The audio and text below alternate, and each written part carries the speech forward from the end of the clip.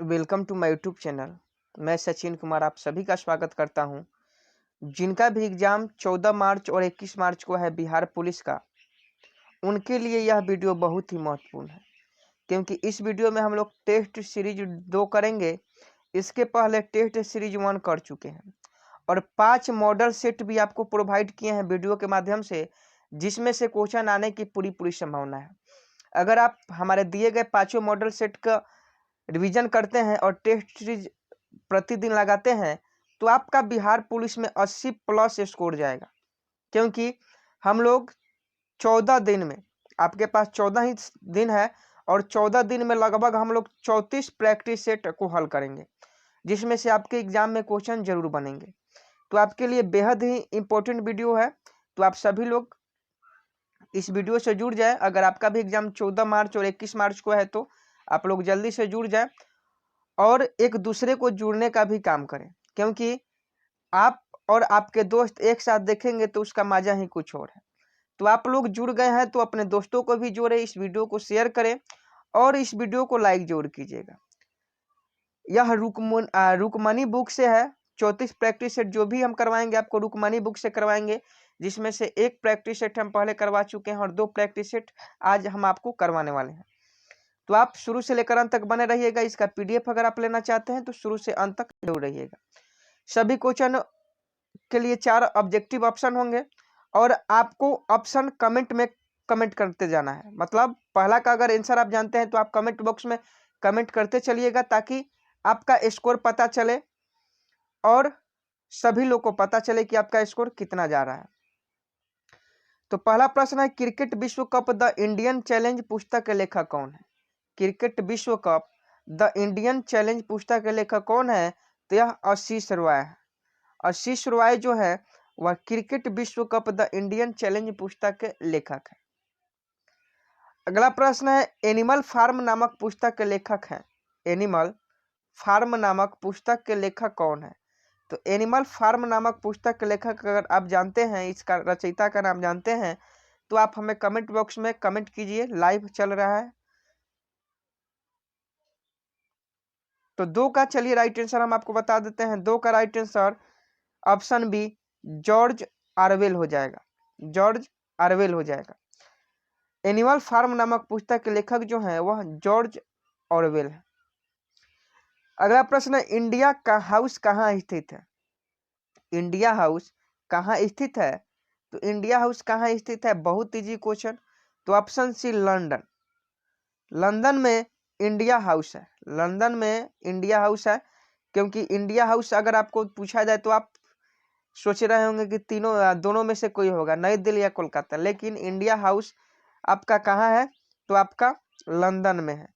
तो छोटे छोटे बात हैं, लेकिन आपको याद नहीं है और यही एग्जाम में आपसे गलती करवा देता है। तो ये सभी बातों को हम लोग ध्यान में रखकर पढ़ेंगे, ताकि एक भी प्रश्न हमारे छूटे नहीं एग्जाम में। अगला है, निम्नलिखित में कौन सा एक विशेष रूप से मेल नहीं खाता है? आपको बताना है कि इनमें से कौन जो है एक शेष रूप से मेल नहीं खाता है। तो जल्दी से बताइए अगर आप बता सकते हैं तो। सभी कोई लोक नृत्य है, शास्त्रीय नृत्य है? जल्दी से बताइए। तो 4 का ऑप्शन बी हो जाएगा। 4 का ऑप्शन बी भांगड़ा हो जाएगा। भांगड़ा जो है वह तीनों से मेल नहीं खा रहा है, क्योंकि आपको हम बता दें कि कथकली, कुचिपुड़ी, कथकली, कुचिपुड़ी और भरतनाट्यम, यह तीनों जो नृत्य है, कथकली, कुचिपुड़ी और भरतनाट्यम, यह तीनों जो नृत्य है यह आपका शास्त्रीय नृत्य है। यह आपका शास्त्रीय नृत्य है। लेकिन भांगड़ा जो है, भांगड़ा जो है यह लोक नृत्य है। भांगड़ा पंजाब का लोक नृत्य है। तो भांगड़ा जो है वह लोक नृत्य है और यह तीनों शास्त्रीय नृत्य है। इसलिए इस प्रश्न का right answer option B bhangra हो जाएगा। अगला प्रश्न है, संकेताक्षर NHRC, NHRC का अभिप्राय है। NHRC का फुल फॉर्म आपसे पूछ रहा है, तो 5 का ऑप्शन डी हो जाएगा, national human rights commission. NHRC का फुल फॉर्म जो होता है वह होता है नेशनल ह्यूमन राइट्स कमीशन। तो आप लोग याद जरूर कीजिएगा, क्योंकि फुल फॉर्म से भी आपके एग्जाम में क्वेश्चन पूछे जाएंगे। अगला प्रश्न देख लेते हैं। गुरु गोविंद सिंह ने किस सिख गुरु की हत्या करवाई? क्वेश्चन थोड़ा गलत पढ़ दिए, क्वेश्चन फिर से पढ़ देते हैं। औरंगजेब ने किस सिख गुरु की हत्या करवाई? औरंगजेब ने किस सिख गुरु की हत्या करवाई? तो इसका राइट आंसर 22 का जो आपका राइट आंसर है 12 है। 12 का राइट आंसर क्या हो जाएगा? औरंगजेब ने किस सिख गुरु की हत्या करवाई?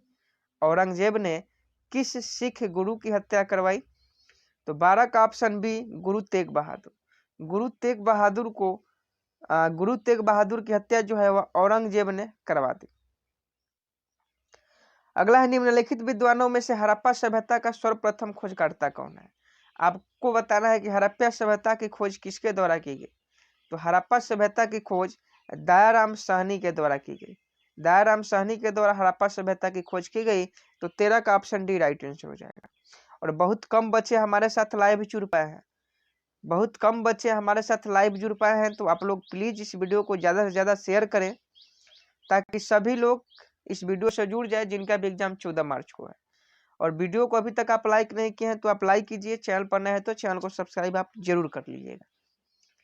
अगला है, निम्नलिखित में से किसने लखनऊ में सन 1857 के विद्रोह का नेतृत्व किया? किसने लखनऊ में सन 1857 के विद्रोह का नेतृत्व किया? तो 14 का ऑप्शन डी हजरत महल। बेगम हजरत महल ने लखनऊ में 1857 के विद्रोह का नेतृत्व किया। अगला है, सौर प्रणाली की खोज किसने की?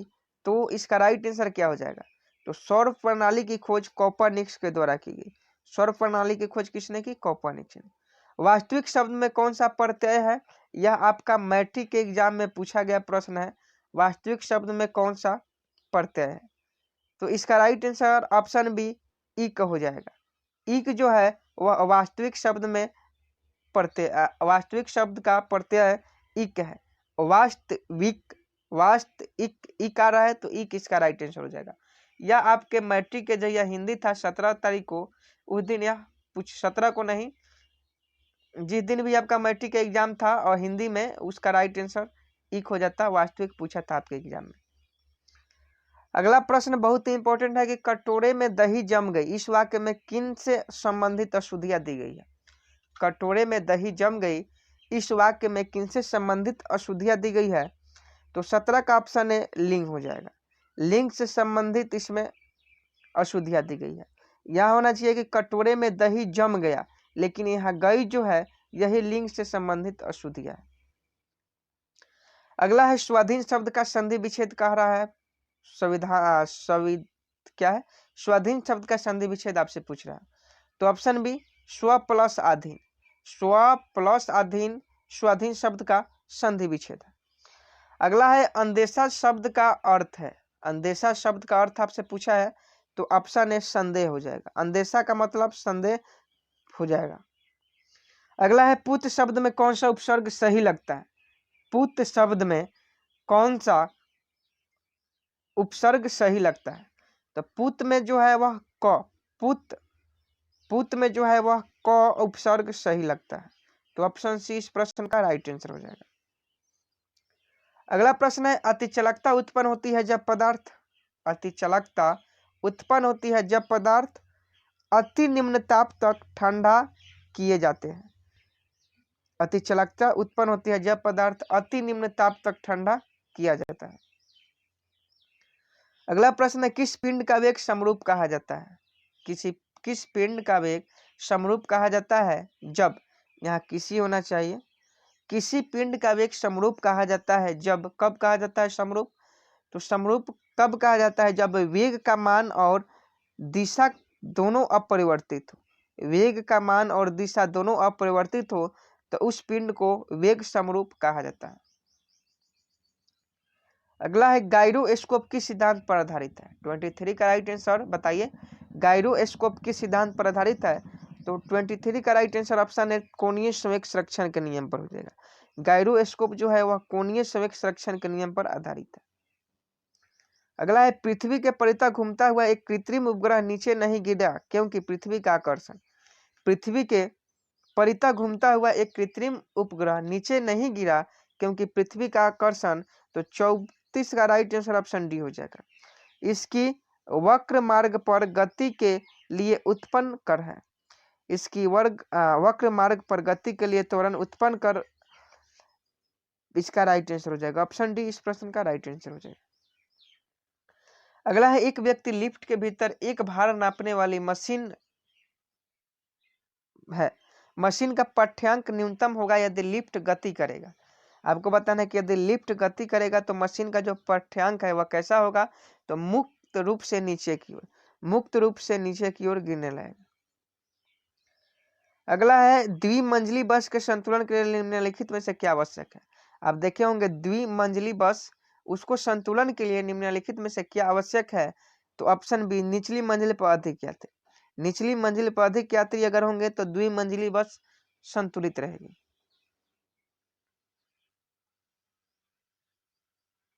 यहाँ ऑप्शन के द्वारा आपको बताना है, तो 26 का ऑप्शन बी 1 और 2 दोनों हो जाएगा, चौड़ा आधार और निचली मंजिल पर अधिक व्यक्ति। अगला है, एक शिकारी पेड़ की शाखा पर बैठे एक बंदर के मस्तक के मध्य में निशाना साधता है। एक शिकारी पेड़ के शाखा पर बैठे एक बंदर के मस्तक के मध्य में निशाना साधता है। जैसे ही वह गोली चलाता है बंदर नीचे कूद जाता है। गोली डैश पर लगेगी। गोली आपको बताना है कि निशाने से ऊपर लगेगी, निशाने पर लगेगी, निशाने से नीचे लगेगी, कहीं नहीं लगेगी।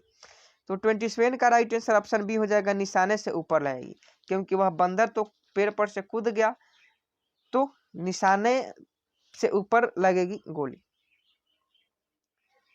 अगला प्रश्न है, एक ड्रम को खींचने की अपेक्षा लुढ़कना आसान होता है क्योंकि। एक ड्रम को खींचने की अपेक्षा लुढ़काना आसान होता है क्योंकि, तो 28 का आपका राइट आंसर क्या हो जाएगा, तो 21 का जो आपका राइट आंसर होगा ऑप्शन बी हो जाएगा, लोटनी घर्षण का मान सर्पी घर्षण से कम होता है। लोटनी घर्षण का मान सर्पी घर्षण से कम होता है। अगला है, घूर्णन करती एक गोल मेज पर अचानक एक लड़का बैठ जाता है। घूर्णन करती एक गोल मेज पर अचानक एक लड़का बैठ जाता है, निम्न में से क्या संरक्षित रहेगा, तो इसका राइट आंसर ऑप्शन सी, कोणीय संवेग हो जाएगा। कोणीय संवेग जो है वह संरक्षित रहेगा। अगला है, निम्नलिखित गैस युग्मों में से किसका मिश्रण खानों में अधिकतर होने वाला विस्फोटों का कारण है। निम्नलिखित गैस युग्मों में से किसका मिश्रण खानों में अधिकतर होने वाले विस्फोटों का कारण है, तो 31 का right answer option C, methane तथा वायु हो जाएगा। जब मीथेन तथा वायु का अधिकतर मिश्रण खानों में रहता है तो वह विस्फोटक का कारण बन जाता है। अगला है, निम्न में से किसका मुख्यालय नई दिल्ली में नहीं है। आपको बताना है कि किसका मुख्यालय नई दिल्ली में नहीं है, तो इनमें से कोई नहीं। भारतीय थल सेना, भारतीय नौसेना और भारतीय वायुसेना, ये तीनों का जो मुख्यालय है वो आपका दिल्ली में है, तो इसका राइट आंसर इनमें से कोई नहीं हो जाएगा। अगला है, 2023 का विश्व कप क्रिकेट कहाँ प्रस्तावित होगा। 2023 का विश्व कप क्रिकेट कहाँ प्रस्तावित होगा, तो 33 का राइट आंसर क्या हो जाएगा, तो ऑप्शन ए, भारत हो जाएगा। 2023 का जो विश्व कप है वह कहाँ प्रस्तावित होगा, भारत में होगा। अगला है, लोकसभा अध्यक्ष अपने कास्टिंग वोट का प्रयोग केवल करते हैं। लोकसभा अध्यक्ष अपने कास्टिंग वोट का प्रयोग करते हैं, तो ऑप्शन डी, जब वोट बराबर बराबर होने के नाते टाई हो। जब दोनों तरफ वोट बराबर बराबर होता है तो लोकसभा अध्यक्ष अपना वोट डालते हैं। यदि आदि मानव द्वारा सर्वप्रथम किस धातु का प्रयोग किया गया, तो आदि मानव के द्वारा सर्वप्रथम लोहा धातु का प्रयोग किया गया। आदि मानव द्वारा सर्वप्रथम लोहा धातु का प्रयोग किया गया। अगला प्रश्न है, प्राचीन काल में आर्यों के जीविका पार्जन का मुख्य साधन था। प्राचीन काल में आर्यों के जीविकोपार्जन का प्रमुख साधन था, तो उसका राइट आंसर 36 का जो आपका राइट आंसर है ऑप्शन है, कृषि हो जाएगा। प्राचीन काल में जीवन जीने के लिए कृषि पर आधारित थे। अगला प्रश्न देखते हैं। अगला प्रश्न है, महान धार्मिक घटना महामस्तकाभिषेक, महान धार्मिक घटना महामस्तकाभिषेक निम्न में से किसके लिए की जाती है, तो 37 के राइट आंसर ऑप्शन ए हो जाएगा। ऑप्शन ए इस प्रश्न का राइट आंसर, बाहुबली के लिए। अगला है, संस्कृत ग्रंथ जामवती कल्याणम निम्न में से किसकी रचना थी। संस्कृत ग्रंथ अगला प्रश्न है, संस्कृत ग्रंथ जामवंती कल्याणम निम्न में से किसकी रचना है? तो इसका राइट आंसर 38 का ऑप्शन सी हो जाएगा, कृष्णदेव राय की। अगला प्रश्न है, बाबर ने प्रसिद्ध तुगलमा नीति, तुगलकनामा नीति होना चाहिए, तो बाबर ने प्रसिद्ध तुगलकनामा नीति का प्रयोग सर्वप्रथम किस युद्ध में किया? तो बाबर ने प्रसिद्ध तुगलकनामा नीति का प्रयोग ऑप्शन सी पानीपत के प्रथम युद्ध में किया, जो 1526 में हुआ। 1526 में पानीपत का प्रथम युद्ध हुआ, जिसमें बाबर ने तुगलकनामा नीति का उपयोग किया। अगला है, रंजीत सिंह किस मिसल से संबंधित है? मिशन से हो जाना चाहिए, मिसल है। रंजीत सिंह किस मिसल से संबंधित है? तो 40 का ऑप्शन है शुकर चकिया हो जाएगा। अगला प्रश्न है, किसे आधुनिक भारत का जनक कहते हैं? किसे आधुनिक भारत का जनक कहते हैं? तो राजा राम मोहन राय को आधुनिक भारत का जनक कहते हैं। राजा राम मोहन राय को आधुनिक भारत का जनक कहते हैं। अगला है, निम्नलिखित विद्रोह में से किसको बंकिम चंद्र चटर्जी ने अपने उपन्यास आनंद मठ में उल्लेखित करके प्रसिद्ध किया? तो इसका राइट आंसर सन्यासी विद्रोह हो जाएगा। सन्यासी विद्रोह को बंकिम चंद्र चटर्जी ने अपनी उपन्यास आनंद मठ में उल्लेख कर प्रसिद्ध किया। अगला है, सिजगी है।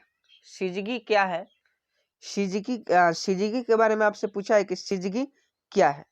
तो सिजगी की बात करें तो सूर्य, पृथ्वी तथा चंद्रमा की एक ही सीधी रेखा में स्थित, जब सूर्य, पृथ्वी तथा चंद्रमा एक ही सीधी रेखा में स्थित रहते हैं तो उसे हम लोग सिजगी कहते हैं। तो ऑप्शन है इस प्रश्न का राइट आंसर हो जाएगा। अगला है, कौन सा देशांतर प्रधान यामाया उत्तर के साथ मिलकर ग्लोब पर बृहत वृत्त का निर्माण करता है? कौन सा देशांतर प्रधान यामायोत्तर के साथ मिलकर ग्लोब पर बृहत वृत्त का निर्माण करता है? तो 44 का आपका राइट आंसर क्या होगा? तो 44 का अगर राइट आंसर की बात करें तो ऑप्शन डी हो जाएगा 180 डिग्री। अगला प्रश्न है, निम्नलिखित में से किस महासागर की लवणता सबसे अधिक है? निम्नलिखित में से किस महासागर की लवणता जो है वह सबसे अधिक है? तो इसका राइट आंसर 45 का राइट आंसर ऑप्शन है अंटार्कटिका महासागर। अंटार्कटिक महासागर की जो है वह लवणता सबसे अधिक है। अगला है, भारत की सबसे लंबी स्थलीय सीमा किस देश के साथ है? भारत की सबसे लंबी स्थलीय सीमा किस देश के साथ है? तो ऑप्शन सी बांग्लादेश। भारत की जो सबसे लंबी स्थलीय सीमा है वह बांग्लादेश के साथ है। कुछ लोग चीन भी कह रहे होंगे तो उनका गलत आंसर है। भारत की सबसे लंबी स्थल सीमा की बात करें तो वह बांग्लादेश। अगला है, वेम्बनाद झील किस राज्य में है? वेम्बनाद झील किस राज्य में है? तो केरल राज्य में वेम्बनाद झील है। वेम्बनाद झील अगर आपसे पूछे तो केरल में है। अगला है, निम्नलिखित में नर्मदा के संबंध में सभी सही है सिवाय इसमें से कौन सा एक गलत है जो नर्मदा नदी के बारे में नहीं बताता है? तो 48 का राइट आंसर आपका हो जाएगा ऑप्शन बी, इसके किनारे प्रसिद्ध महाकालेश्वर की मंदिर है। यह आपका गलत है। बाकी सब नर्मदा नदी के बारे में सही है। नर्मदा नदी अमरकंटक के निकट से निकलती है, मार्बल रॉक्स के समूह के बीच से बहती है और इस नदी पर प्रसिद्ध सरदार सरोवर बांध बनाया जा रहा है। अगला है, भारत में सबसे अधिक कॉफी उत्पादन करने वाला राज्य कौन है? भारत में सबसे अधिक कॉफी उत्पादन करने वाला राज्य कर्नाटका है। कर्नाटका में सबसे ज्यादा कहवा का उत्पादन किया जाता है। अगला प्रश्न है, निम्नलिखित में किस प्रकार के वन भारत में सर्वाधिक विद्यमान है? निम्नलिखित में किस प्रकार के वन जो है वो भारत में सर्वाधिक विद्यमान है? तो 50 का आपका राइट आंसर ऑप्शन सी, उष्ण कटिबंधीय शुष्क पतझड़। उष्ण कटिबंधीय शुष्क पतझड़ जो है वह भारत में सर्वाधिक विद्यमान है। अगला है कि भारत में दो सर्वाधिक नगरीकृत राज्य कौन से? भारत में दो सर्वाधिक नगरीकृत राज्य कौन सा है? तो 51 का ऑप्शन सी, गोवा एवं मिजोरम हो जाएगा। अगला है, निम्नलिखित में से कौन सा युग्म सुमेलित है? तो आपको बताना है इसमें से चारों में से कौन 3 गो गलती है और एक गो सही है। तो 53 का राइट आंसर बताना है। 52 है तो 52 का आपका राइट आंसर ऑप्शन डी हो जाएगा, पन्नागुंडी तमिलनाडु। पानागुंडी जो है वह तमिलनाडु से संबंधित है। अगला है, निम्नलिखित में से किसने 13 दिसंबर 1946 को संविधान सभा में उद्देश्य संकल्प प्रस्तावित किया था जो भारत के संविधान के उद्देशिका का आधार बना? निम्नलिखित में से किसने 13 दिसंबर 1946 को संविधान सभा में उद्देश्य संकल्प प्रस्तावित किया था जो भारत के संविधान की उद्देशिका का आधार बना? तो 53 का right answer option D Pandit Jawaharlal Nehru हो जाएगा। अगला है, जर्मनी के वाइमर संविधान से निम्नलिखित में से कौन सा लक्षण भारतीय संविधान में लिया गया है? तो 54 का ऑप्शन डी हो जाएगा, उपराष्ट्रपति आपातकाल के दौरान मौलिक अधिकारों के विलंबन संबंधी प्रावधान। अगला है, किस सभा का अध्यक्ष उसका सदस्य नहीं होता है? किस सभा का अध्यक्ष उसका सदस्य नहीं होता है? तो 55 का ऑप्शन है राज्यसभा। राज्यसभा का जो अध्यक्ष होता है वह राज्यसभा का सदस्य नहीं होता है। अगला है, सर्वोच्च न्यायालय, निर्वाचन आयोग, संघ एवं लोक सेवा आयोग, नियंत्रक एवं महालेख परीक्षक का कार्यकाल जैसी संस्थाओं में एक लक्षण समान है, वह क्या है? तो 56 का आपका right answer option D way संवैधानिक संस्था है। वे संवैधानिक संस्था है। सर्वोच्च न्यायालय की बात करें, निर्वाचन आयोग की बात करें, संघ एवं लोक सेवाओं का आयोग की बात करें, सभी के संवैधानिक संस्था है। अगला प्रश्न, निम्नलिखित में से कौन सी एक संस्था विदेशी वाणिज्यिक उधारी को नियमित करती है? निम्नलिखित में से कौन सी एक संस्था विदेशी वाणिज्यिक उधारी को नियमित करती है? तो 57 का राइट आंसर ऑप्शन डी भारतीय रिजर्व बैंक होगा। आरबीआई जो है एक संस्था है जो विदेशी वाणिज्यिक उधारी को नियमित करती है। अगला प्रश्न, इको मार्क किसी उत्पाद पर दिए गए इस प्रमाण को चिन्ह करता है कि वह उत्पाद? आपको बताना है कि इको मार्क किसी उत्पाद पर दिए गए इस प्रमाण को चिन्हित करता है कि वह उत्पाद क्या है। तो वह उत्पाद पर्यावरण दृष्टि से अनुकूल है। इको मार्क यही सूचित करता है कि जो भी उत्पाद है वह पर्यावरण दृष्टि से अनुकूल है। ऑप्शन बी इस प्रश्न का राइट आंसर हो जाएगा। अगला है, कृषि उपज के लिए न्यूनतम समर्थन मूल्य की घोषणा की जाती है। कृषि उपज के लिए न्यूनतम समर्थन मूल्य की घोषणा की जाती है। तो 59 का राइट आंसर आप जल्दी से बता दीजिए। 59 का राइट आंसर ऑप्शन डी कृषि लागत एवं मूल्य आयोग। कृषि उपज के लिए न्यूनतम समर्थन मूल्य की घोषणा की जाती है कृषि लागत एवं मूल्य आयोग। अगला है, डैश रुपए की परिवर्तनीय से क्या तात्पर्य है? रुपए की परिवर्तनीयता से क्या तात्पर्य है?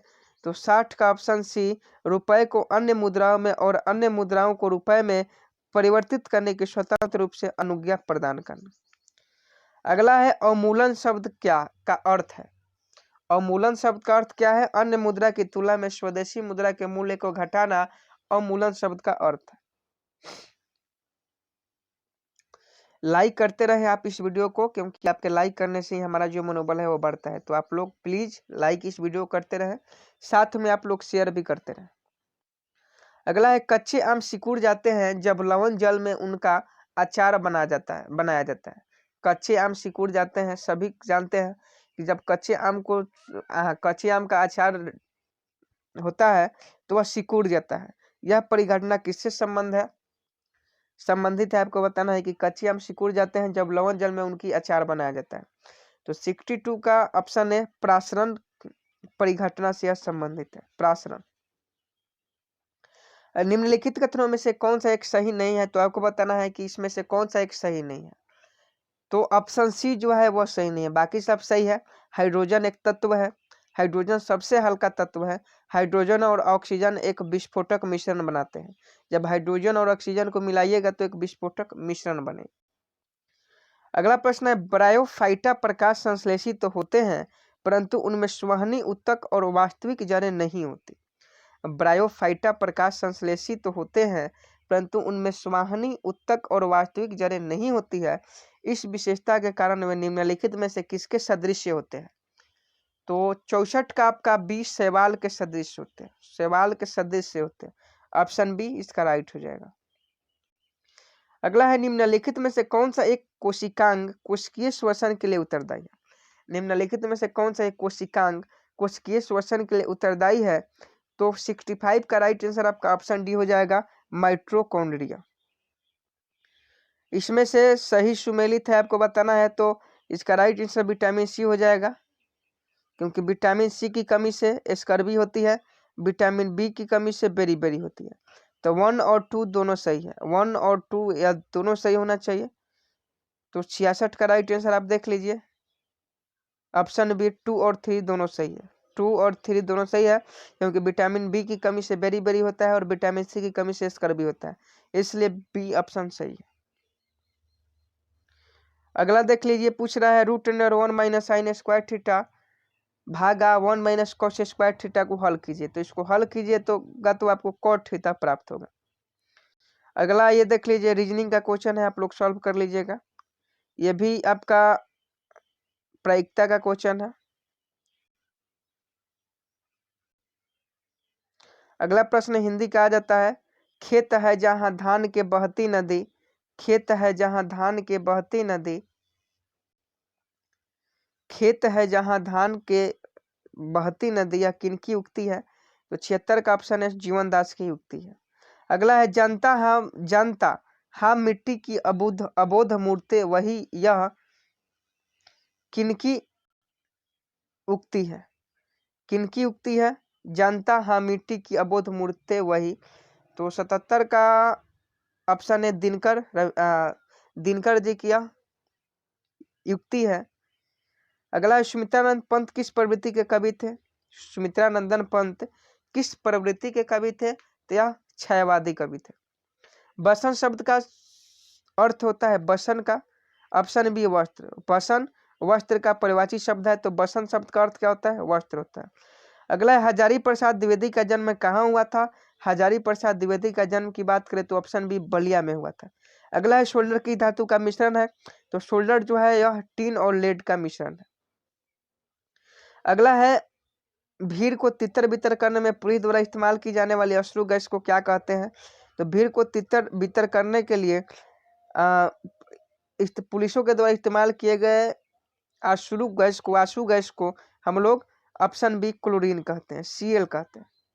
अगर दंगा कहीं हो जाता है तो वहां आंसू गैस का प्रयोग होता है जिसमें Cl रहता है। अगला प्रश्न है, सिरका निम्नलिखित में से किसका वाणिज्यिक नाम है? सिरका निम्नलिखित में से किसका वाणिज्यिक नाम है? तो इसका राइट आंसर 83 हो जाएगा। 83 ऑप्शन सी एसिटिक अम्ल हो जाएगा। सिरका जो है वो एसिटिक अम्ल का वाणिज्यिक नाम है। अगला है, निम्नलिखित में से उस कण का नाम बताइए जिसकी श्रृंखला अभिक्रिया के लिए यूरेनियम के विखंडन के दौरान बना रहना अनिवार्य है। निम्नलिखित में से उस कण का नाम बताइए जिसका की श्रृंखला अभिक्रिया के लिए यूरेनियम के विखंडन के दौरान बना रहना अनिवार्य है। तो 84 का राइट आंसर ऑप्शन सी हो जाएगा, न्यूट्रॉन। अगला है, घरेलू खाना पकाने की गैस में निम्नलिखित में से प्राय होता है? तो बीपी आपको पहले ही बताया है, बीपी क्या रहता है? बीपी। तो घरेलू खाना पकाने की गैस में निम्नलिखित में से प्राय क्या रहती है? ऑप्शन बी द्रवित ब्यूटेन और आइसोब्यूटेन होते हैं। द्रवित ब्यूटेन और आइसोब्यूटेन, कहीं कहीं ब्यूटेन और प्रोपेन भी मिलेंगे, तो ये भी सही है और ये भी सही है। निम्नलिखित में से संश्लेषित पॉलीमर कौन सा है? आपको बताना है, पॉलीमर के बारे में पूछ दिया है। तो निम्नलिखित में से संश्लेषित पॉलीमर, तो यह पॉलीस्टीरीन है। पॉलीस्टीरीन जो है वह संश्लेषित पॉलीमर है। अगला प्रश्न है, परागन के दौरान पराग कणों को ग्रहण करने वाला पुष्पी भाग होता है। परागन के दौरान पराग कणों को ग्रहण करने वाला पुष्पी भाग कौन सा होता है? तो यह होता है आपका हक बिंदु। हक बिंदु पराग कण के दौरान परागनों की ग्रहण करने वाले पुष्पी भाग होता है। अगला है, किस एथलीट को तात्क्षणिक ऊर्जा के लिए निम्नलिखित में से क्या दिया जाना चाहिए? किसी एथलीट को तात्क्षणिक ऊर्जा के लिए निम्नलिखित में से क्या देना चाहिए? तो यह ऑप्शन है कार्बोहाइड्रेट्स देना चाहिए। एथलीट को कार्बोहाइड्रेट्स देना चाहिए ताकि उससे उसको ऊर्जा मिले। अगला है, निम्नलिखित संयोजन में कौन सा विषाणु मानव के संक्रामक है? तो मानव के संक्रामक कौन सा विषाणु है, यही आपसे पूछा है। तो ऑप्शन इसका क्या हो जाना चाहिए, जल्दी से बताइए। तो ऑप्शन सी H5N1 जो है वह संक्रामक विषाणु मानव के संक्रामक है। अगला है, थायरॉक्सिन हार्मोन स्रावित होती है किस ग्रंथि से? थायरॉक्सिन हार्मोन स्रावित होती है, आपसे यही क्वेश्चन पूछा है कि थायरॉक्सिन हार्मोन जो है वह किस ग्रंथि से स्रावित होती है। तो 91 का ऑप्शन डी हो जाएगा, अवुट ग्रंथि से थायरोक्सिन हार्मोन स्रावित होती है, अवुट ग्रंथि। अगला प्रश्न देख लेते हैं। अगला है कि खाद्य पदार्थों के परीक्षण के लिए प्रयोग में लाए जाने वाला रसायन। खाद्य पदार्थों के परीक्षण के लिए प्रयोग में लाए जाने वाला रसायन कौन सा है? तो ऑप्शन बी सोडियम बेंजोएट है। अगला है व्यवसायिक बैंक का प्रमुख कार्य क्या होता है? तो ए और बी दोनों, ग्राहकों को जमा स्वीकार करना और ऋण तथा अग्रिम देना। अगला है कि वैश्वीकरण से बिहार के किस उद्योग को प्रोत्साहन मिला? वैश्वीकरण से बिहार के किस उद्योग को प्रोत्साहन मिला? तो यह पर्यटन हो जाएगा। वैश्वीकरण से बिहार के पर्यटन उद्योग को प्रोत्साहन मिला। अगला प्रश्न है बाजार के नियम का प्रतिपादन किया। बाजार का नियम का प्रतिपादन किया तो यह किया ऑप्शन सी जेबीसी ने बाजार के नियम का प्रतिपादन किया। तो ये थे आपके कुल 100 क्वेश्चन। इसमें आपको 100 क्वेश्चन मिल जाएंगे, जबकि हमने इंग्लिश और हिंदी का नहीं करवाया है, वह अपने से आप लोग देख लीजिएगा। और इसका पीडीएफ भी आपको मिलेगा। पीडीएफ आपको वीडियो के डिस्क्रिप्शन में मिल जाएगा, और यहाँ वहाँ 5 मॉडल सेट भी मिलेंगे, उसको भी आप लोग देख लीजिएगा। अगर आप 14 और 21 मार्च को सफलता पाना चाहते हैं, अच्छे से अच्छे मार्क्स लाना चाहते हैं, तो आपको प्रैक्टिस सेट लगाना पड़ेगा। प्रैक्टिस सेट लगाने के लिए आप हमारे टीम के साथ बने रहिए, यूट्यूब परिवार के साथ बने रहिए, और हमारे परिवार को बड़ा भी बनाने में आप सहयोग कीजिए, क्योंकि अभी हम लोग जो है वह प्रैक्टिस सेट 2 लगाए हैं, और इसके पहले 1 लगा चुके हैं। हर दिन आपको 2 प्रैक्टिस सेट मिलेंगे, तो आपके लिए बहुत ही इंपॉर्टेंट है। चैनल को सब्सक्राइब जरूर कीजिएगा और वीडियो को लाइक जरूर कीजिएगा। मिलते हैं नेक्स्ट वीडियो में, तब तक के लिए जय हिंद जय भारत।